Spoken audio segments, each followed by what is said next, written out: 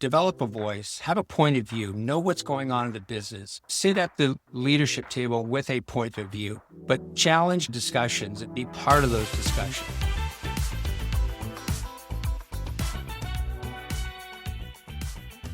Welcome back to the CultureWorks podcast. I'm Adrian Gostick here with the always wonderful and good-looking Chester Eldon. And today we're talking with someone who's seen it all in HR, from launching businesses in new countries to managing thousands of union employees, from scaling beloved consumer brands to now working as a private equity operating partner. Yeah, Jim Scarfone. Yeah. Scarfone. I hope I got that right. That's Italian, That's right? great Italian, Scarfone. Excellent. He's the Chief Human Resources Officer and Human Capital Operating Partner at MidOcean Partners, a premier middle market PE firm. But before that, and wait for the list, it's impressive, he spent 40 years building HR functions at companies that you've probably heard of, like Kind Healthy Snacks, Duane Reade, Toys R Us, and Ulta Beauty. Now, as an operating partner at MidOcean, he brings all that experience to help portfolio companies build their people infrastructure and drive value creation. This is going to be a masterclass in practical HR leadership. Jim, we are delighted to have you here. It's a pleasure to be here. Thank you for that very lovely introduction. I hope I can live up to that. So. Well, we have no doubt. Let's start with your current role. Yeah. Most of the listeners understand what a CHRO does, but Right. you have a title, Human Capital Operating Partner. That's Right. probably a little less familiar. So tell us what you do in a PE firm like MidOcean. I hope I got that right. That's Italian, That's right? great Italian, Scarfone. Excellent. Wow. That was my reaction when I first got a call from a recruiter about this role 6 years ago. I had no idea what this role was, what its function or purpose was. But as I learned more, and as I talked to other folks in this role in private equity, this is a relatively new role. It didn't exist probably 15 years ago. But I'd say the last 10 years, it really has now become a core function in most private equity firms. And the reason is simple. Our model is pretty simple. We go out, we look for companies that we think we can acquire. We invest millions or hundreds of millions of dollars in acquiring those companies, and then we try to sell them for a profit. Now, it sounds simple, but in between all that, you have to operate the company. I think what has happened in private equity over the years is the realization that operating companies, as you guys all know, is difficult. It can be really messy. And so you need really good people and good talent, leadership, CEO, CFO, whatever you need. You need to have that foundation as you enter into a relationship with a new company. And you need to be aligned with management on what we're trying to achieve in the next 4, 5, 6 year period that you're planning on holding this company.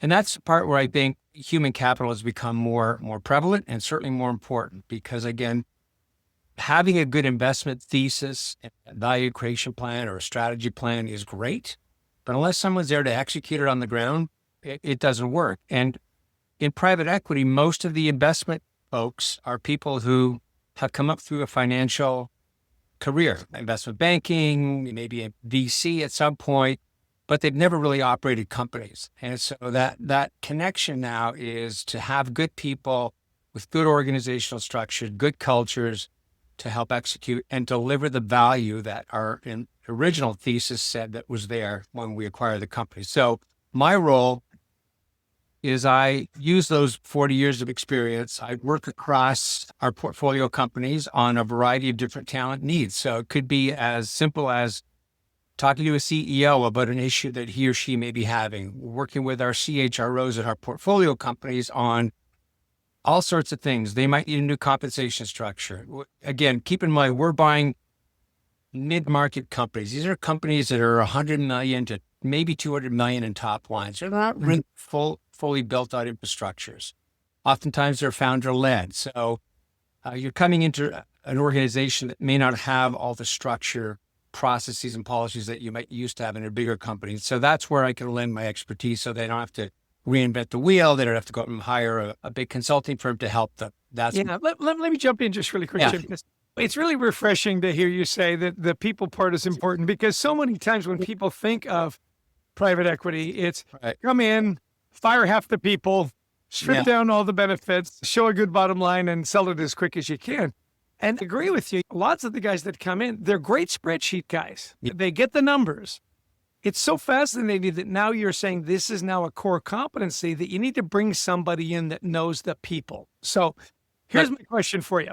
You're coming in mid-market, you got an organization, you got everybody freaking out because these strangers are coming into the building. What do you do in the first 90 days to calm everybody down and say, hey, we're going to build something really great here and not to worry? What do you do? First 90 days. Give me a snapshot. First of all, it starts before the first 90 days. It starts during the diligence process. And so when we're looking at any company, we're doing our financial analysis, we're doing our operational analysis. I'm doing a people and culture analysis.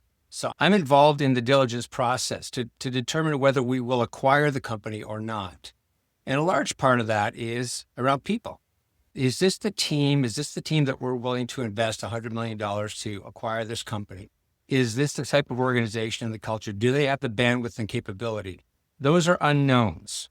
Because again, when you go through diligence, any company that is trying to sell itself is showing all the shiny objects. Everything looks great. Yeah. Everything's great. We have a great culture. You've got to find what's not great or what may not be there for you to achieve your value creation. Because if you think about it, we're not buying the company for what they've achieved. We're buying it for what we believe we can achieve in the next 5 years. So let's say we want to double the size of the company. We want to transform it to a bigger platform.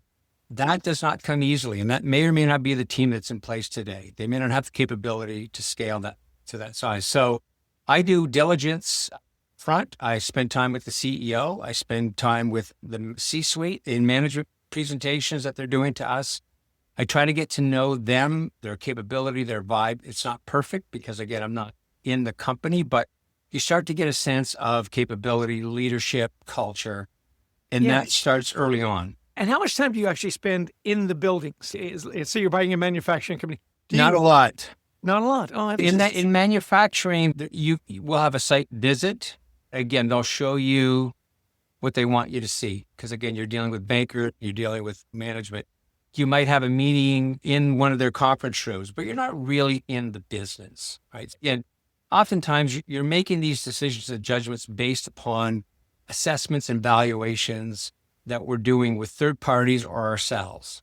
And so my assessment is up front to spend time with the CEO, get to know them, understand who they are, how the company came to be, what the values of the company is, how he or she would describe the culture, how he or she describes the C-suite, their strengths, their development areas, what capabilities are they missing. So I have a laundry list of questions that I ask. As we get closer to the decision on acquiring, we may bring in a third party to do a deep dive assessment of the CEO and the management team. And so we try to gather all that information pre-closing, post-close. That's when I really get involved.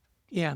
And two quick questions. Sure. So when you're doing this with PE firms and so on, what's the one thing that they generally get right? And then the follow-up question is, and what's the one thing that they generally get wrong when it comes to the people strategy? I think what we get right is our intentions are to go in and acquire a company, not to strip it down, but to grow its value. So changing that mindset that we're not here to take away and strip down and cut costs, because that's not going to create value. Driving EBITDA, driving revenue, that's what creates value. Because at the end, when you go to sell and there's a 10 times multiple on that business, your EBITDA is going to drive what your exit value is worth. So that part we get really well. What we don't get well in private equity is generally we underestimate the human capital needs, the talent capabilities, the organizational structure capabilities, and the culture impediments that can get in the way. Those are hard to measure. They're always hard to uncover, but that's what derails, oftentimes, in my view, a good investment. Somebody once told me when I first took this role is, how do you get to know the unknowable sooner? That's almost like, what's the meaning of life? You think about it, we should have known, because in hindsight, when things go wrong, we sit down in a room, we say, we should have known this, should have known that. We should have. But so it's really doing the diligence and really staying close to the people side of the business. And so that's what my job is. And I love that idea of the human element. Silly connection, but my mind flashes to that movie with Tom Cruise and Cameron Diaz, Night and Day, and he says to her, and he's a spy, and he says, if somebody says to you, hey, you're safe, you're not safe. And that's what P does, right? Hey, nothing's going to change. You're saying everything's fine. Things will change, right? everything is going to change. Yeah. As if we're buying a company to transform it. The very word transform Is means change. it's Yeah. going to look different than what you bought it. So Exactly. everything needs to change. And so conveying those cultural messages to the employees, to the management, it's not a negative thing. It just means that we're going to make it better. We're going to make it bigger, better, hopefully more profitable, and create value for everybody. Right? And it's so refreshing to hear because we work with a lot of PE firms and a lot of companies we work with get acquired. And the message is so ubiquitous is nothing's going to change. No, it will. No, and you have to accept absolutely will. It absolutely, And it has to. Yeah. It's just, And I love if that you don't idea. do anything different, you're going to double the size of the company. That's just not real. Yeah. We just want you to do more of what you're doing when Yeah. you grew at 5% a year. No, that doesn't Look, I work. mean, oftentimes in private equity, one of our chief growth strategies is M&A, acquiring other smaller companies and bolting them on. That in and of itself changes any company. When you're bringing on other organizations and bolting them on or integrating them, that's going to change everything. So it is change. Let's move out of the PE world for a moment, back to your work in more established organizations, though when you were with Kind Healthy Snacks, that was a growing organization. And all of a sudden, you guys were everywhere, and you were the EVP of HR. So as culture folks, now this is the Culture Works podcast, how do you take a mission-driven brand like Kind, making the world a little kinder, which we love that mission. How do you scale that kind of culture without losing it? Take us through a little bit through that process. It's a great question. And look, the foundation of Kind and the founder, Daniel Lebetsky, when he built the company, his idea was to grow and build a healthy, nutritious snack, but do it in a way that was good for the people, good for your body, good for everything, right? Rule number one is it doesn't have to be mutually exclusive. The way we defined Kind is that we said, we're a not only for profit company. They're not only for profit. We are here to make money. Yeah. It's not the You only can make money. here. And so that was kind of the foundation of our culture. Is that we're in our values, as we defined our values and put them on a piece of paper, it came down to two words, hungry and kind. We're hungry in the sense that we want to grow, we want to take market share, we want to have a global brand. But we're going to do it in a way that's aligned with our values of being kind. And so the two don't have to be mutually exclusive. And that's the part, I think, if you're in a mission-driven company, never lose sight of the fact that you can do both. It doesn't have to be either or. Let me ask you something, Jimmy. This is something that's near and dear to our hearts, Adrian and I. How important is that kindness part? Not just in Kind bars, which are delicious, by the way. And is their headquarters still in Manhattan? I remember I visited them one time. Yeah, they're in Times Square. By Times Square, yeah. Still there. Yeah. How important is it to have that foundation of kindness, not just in Kind, but everywhere? This idea that, there is some gratitude, there is some recognition, there is some kindness. Is that foundational or is that selective? No, that's very foundational. I think to me that comes back to a leadership and a mindset issue, right? You can go out and run any company. You can run it as a really hard profit-driven company, right? And that's all you will do. And the decisions that you make, the way you manage people, treat people, lead people, if it starts with we're here to make money only, that's pretty much the culture that you're going to get, which is not a bad thing if that's what you want. And if that's the kind of very mercenary, right? It's a mercenary culture. And so to me, it starts with that leadership mindset of how do we want to operate? Because culture, as you guys know, it is the end result of how decisions are made, of how you hire people, how you lead them. The unseen things, the unsent things that happen in any organization ultimately define your culture. So you have to be acutely aware of that and how you're doing things and how you're going to market, how you're driving your business, and trying to balance those two things of we want to be profitable, but we also want to be kind or whatever your values are. So it's never losing sight of that balance. And there are times where the scale tips more to one side or to the other side. That's okay. That happens in any business. There were times where we might have been behind sales plan. And so we had to really dig down and make some hard decisions and drive hard to get those results. There were other times where there was something that happened in the business or even in our society where we had to pause and reflect and take care of our people. So it's finding that balance to do both and saying it's okay to do both. Excellent.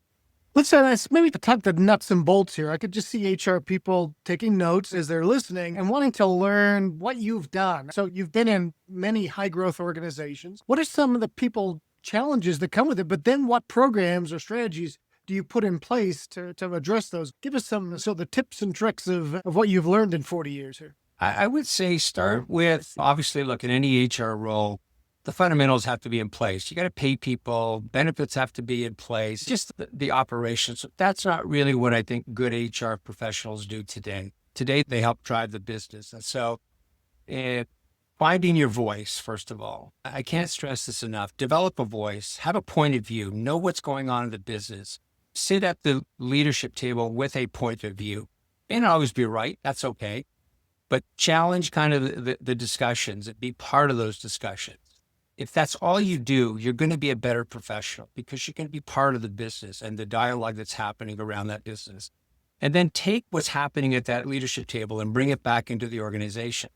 And like Kind, we took our values because they were so important and we embedded them in everything that we did, from posting a job to interviewing people, to our selection criteria, to how we compensate and reward people, how we do performance management. Every HR process, we look to those values and say, are we doing these things? And we actually did an exercise once where we listed all of our processes and we took our 4 values and said, okay, let's see where these show up. And just to test ourselves and see if they did. And so it was great to see that. And then align the organization. I think this is an understated quality, but companies that are not aligned, right? Whether it's a functional misalignment or a strategic misalignment, if people don't know where they're going, again, a great mentor of mine once said, if you don't know where you're going, any road will take you there. Yeah, exactly. I love that quote. I love that. And so we always wanted to make sure that we kept the team informed. People knew what they were doing. And that's something that as an HR professional, you can do. You can send out a quick communication, or you can host a town hall or a lunch and learn or smaller group meetings to really know what's going on in the organization. And do people really know, are we aligned on what everyone needs to get done? And so those are the kinds of lessons that I've learned over the years. And it doesn't come naturally. It doesn't come all at once. It took me 40 years to figure it out. I'm not kidding about that. Even today, I'm still learning. There's no end game here. Yeah. What's that expression in Latin? Sempre imparo. Yeah. I'm always continually learning. It's so funny. My dad used to add an expression like that. He says, look, I think we're lost, but we're making great time. You've mentioned 40 years a couple of times, and I've gone from gray hair to a gray beard. That's just lost all my hair. But you've seen the transformation in business. You remember fax machines when unfortunately I do. Yeah, and that was the biggest innovation ever. That was. So as you look at these different programs, and I think that's so clever the way you said, what are our processes and where do our values show up? What a wonderful way to say, are we tracking with what we really say we believe? So if there was one program that you did in developing human capital, particularly at Kind, that you were really proud of, is there one that is like the Hall of Fame, Yellow Jacket, the sort of program? I guess I would say if there's one thing I look back, I'm a big believer in training management, first-line managers. And in a growing company like Kind, when I joined, we had a lot of people who were there from day one. They were doing 10 different jobs, right? And as you scale, you start to have to narrow down some of that scope because now it's bigger or you're bringing in new talent. But the one thing that I've learned, I learned this at Toys R Us, right? That store that we operated in some state far away was only as good as the store manager who was leading it. It wasn't because we had a great corporate office or a great HR program or a great CEO. It was because that store manager applied the knowledge, engaged his team or her team, and drove the results. And so the same thing applied at Kind. We had a lot of frontline managers as they were growing. They were early in their career. This was their first time. And so we developed a kind of a neat module, first-time manager, supervisor type of program. And we walked through the skills that they would learn, how to get feedback, how to have a difficult conversation, right? How to interview folks, all the how-to skills, but more importantly, all rooted in our values, doing it in a way that balanced hungry and kind. And we weren't saying you got to go and be super nice to people. No, that's not. What does that mean? Being a good manager. You got to be honest. and get It is so true. You go to various stores, same signs, same building. You'll walk into one and there's stuff like all over the place, right? And torn packages. You go into another one, same, and it's immaculate. And you go, there's no doubt about it. It's the store manager. Absolutely is 100% all the time. And so I learned back then at Toys R Us, if we invested in that store manager and developed their skills, good things would happen. And they did. And that company grew to a global $13 billion organization over the years. And Let's move on now. I want to we have a kind of a section here we wanted to ask you about union. I'm going to capture it in one question because you've worked with Duane Reade. You had 7,200 union and non-union employees. Chester and I, we've worked with some union companies, and usually they tell Chester beforehand, don't make fun of these guys. They will meet you outside. So it's it can be a tough environment, but they get a lot done. So for CHROs maybe who are starting to work with unions, give us some advice. What do they need to know? And how do we best work with groups of union and non-union employees? Yeah, look, when I joined Duane Reade, I did not have a lot of union experience, but I walked into a situation where the company had been at an impasse in its union contract negotiations for going on over 2 years. And so the CEO that hired me said, the first thing you need to do is get this contract solved, because until we do, we can't move forward with our goals. And we had just gone private, it had just been bought by a private equity firm. And so there was a lot of pressure to kind of get moving. And so what I learned early on was the union, the representatives, that they're there to represent the employees, but ultimately it's a business as well. They're there to make money. As much as they say they're here to represent employees, they're there to make money. And those contracts, when you break them down, there's a lot of money that's embedded in a union agreement. A lot of money. And so understanding the flow of how that works, who gets what, when they get it, will determine the kind of money. And so the first thing I learned was you have to build a relationship. If you go in with an antagonistic viewpoint towards a union, they will give it right back in spades. So we said, look, we're here to work together. We've got to save this company, because Duane Reade was in big trouble back then. It was running out of cash. It was in a turnaround. And so we said, if we don't work together, there won't be a contract to really worry about in about a year. And so we started with the premise that we are in this together. We do want to find a solution. And you set some guardrails, but you also have to be willing to give. And so it's that type of relationship that if you could start, you'll find that they're just people too. Like they're trying to make a living. They're trying to represent their members. I get that. But ultimately, their union dues, the money that they get from pensions and all that stuff, that's how their business survives and thrives. And so you've got to be willing to do some give and take there. But there's elements where you just got to be gritty. You've got to have a strong point of view and say, we're not relenting on this. These are the non-negotiables we're not willing to give up on. Eventually, they'll come around to that. There may be some that you have to bend on, but I always approach it to, let's build a relationship. So the team that I hired, we took that approach. We're going to try to make them not our enemy, maybe not our friend, but they're going to be our colleague. They're going to be in this with us together because we're in this together. And so we did get the contract solved in my first year, but we had to renegotiate 3 years later. And in that renegotiation is where I really learned about the mechanics of a contract. Now, they want to say, look, we want a starting rate of X. Okay, we'd like it to be Y. It's 5 cents lower.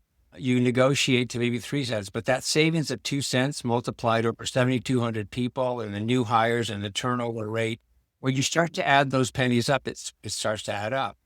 Or when someone joins their benefits plan, we negotiated from joining at 90 days to 6 months. That 30-day savings was huge. So things like that you can negotiate, but will have a material business effect.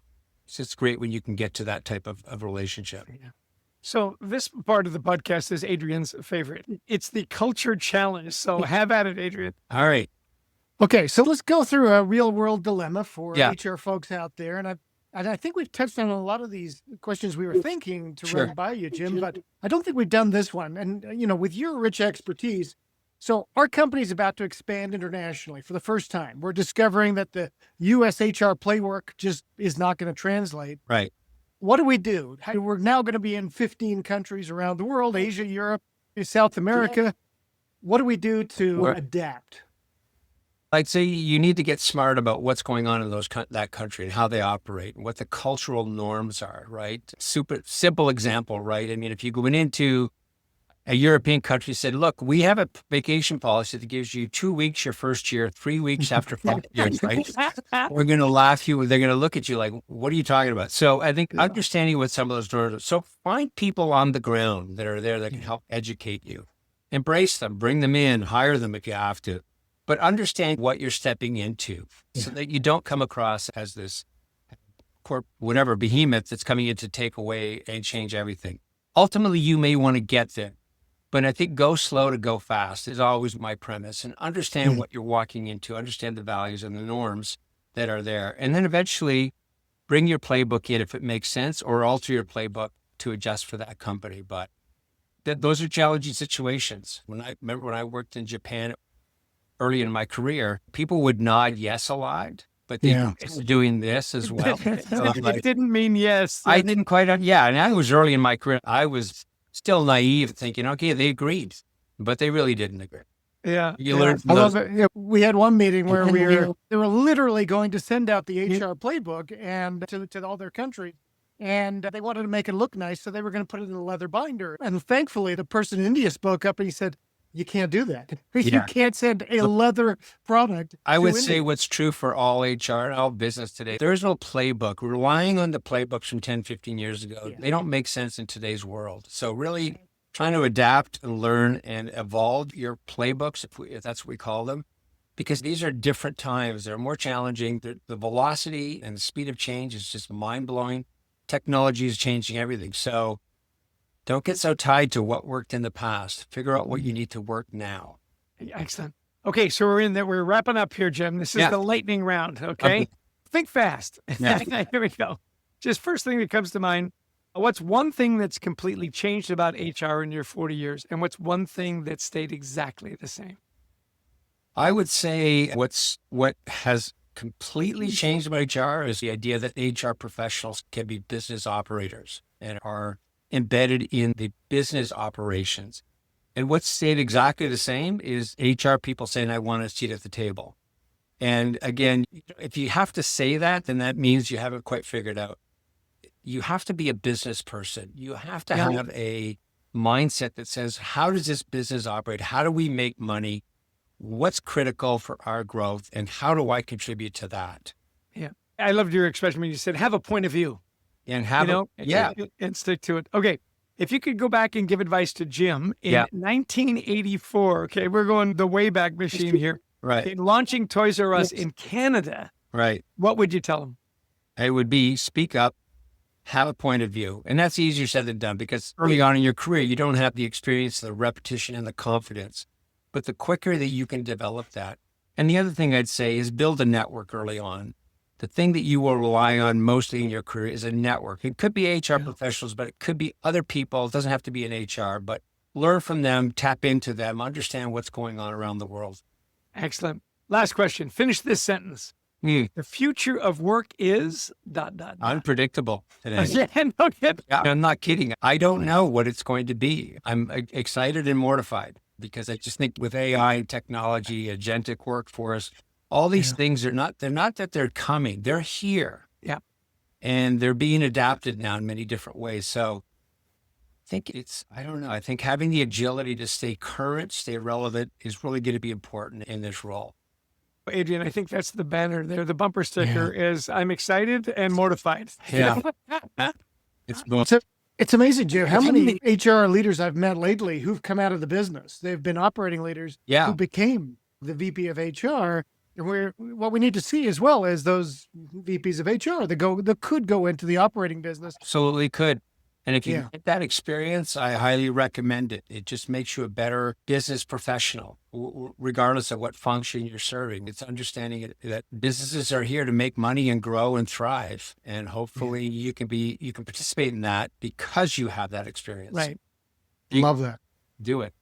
Love that. All right, everybody, connect with Jim on LinkedIn. He's going to share there some insights on PE world, organizational transformation, people strategies. So we recommend that everybody check out Jim. Also, Jim, tell us a little bit about the organization. How do we find more about the company you're with? MidOcean.com. We have a website. You can see on there, all of our people are listed there, but also all of our portfolio companies that we currently own and operate today. and just some of our principles and how we operate. We're a founder-led firm. Our founder is still here every day. He comes in, rolls up his sleeves, Great. and he sets the tone for our work ethic, which I really love. Excellent. That's awesome. Yeah. Well, listen, thanks so much, Jim. Just pages of notes, so much wisdom. 40 years has served you well, It's young a long man. time, yeah. And listen, thanks to everybody that tuned in. We know everybody's busy, that you give us 30 minutes, 35 minutes of your time. We really value it. If you like it, comment, send it to a friend. But Jim, it was a masterclass. We didn't undersell. Appreciate that. Thank you so Thanks, much. Jim. Sir. Pleasure being here, guys. Thank you so much. Take care.